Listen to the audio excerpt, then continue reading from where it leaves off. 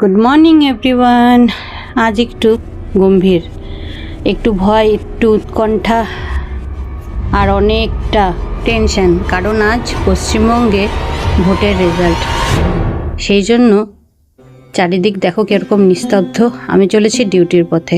আমাদের এখানকার বাজারঘাট দেখলাম মোটামুটি খোলাই আছে, কিন্তু খোলা থাকলে কি হবে, দেখো পুরো ফাঁকা, কোনো লোকজন নেই রাস্তায়। এমনকি যে বাগানে যাওয়ার সময় এত গাড়ি থাকে, সেই বাগানে আজকে কোনো কিচ্ছু নেই, ফাঁকা রাস্তা, আকাশে কোনো ধুলা নেই, পলিউশন নেই, একটা দুটো বাইক হঠাতে যাচ্ছে। তারপরে আসলাম জটেশ্বরে, স্কুল বন্ধ, ওমা সরকারি স্কুল সব বন্ধ, গার্লস বলো হাই বলো। আর রাস্তাঘাট দেখেছো, কোনো গাড়ির আওয়াজ নেই, কিচ্ছু নেই, খালি চলেছে কিছু বাইক।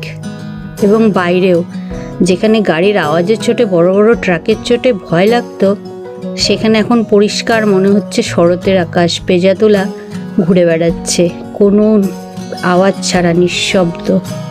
দেখতে দেখতে ফালাকাটা পৌঁছে গেলাম। ফালাকাটা চৌপতি, ভাবা যায় এই রকম নিস্তব্ধ ধূপগুড়ি মোড় কোনোদিনও দেখিনি, বহু বছর পর দেখলাম এরকম। দোকানপাট আধা খোলা আধা বন্ধ, কিন্তু সেই একদম ফাঁকা। আর আমার সবচেয়ে যেটা ভালো লাগছিল, আকাশ দেখতে একদম নীল হয়েছিল।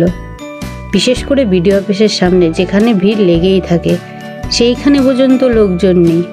অপ্রত্যাশিতভাবে যেই জ্যামে প্রতিদিন আটকাই, তোমাদের ভিডিও দেখাই, সেখানেও দেখি এই যে এই অবস্থা।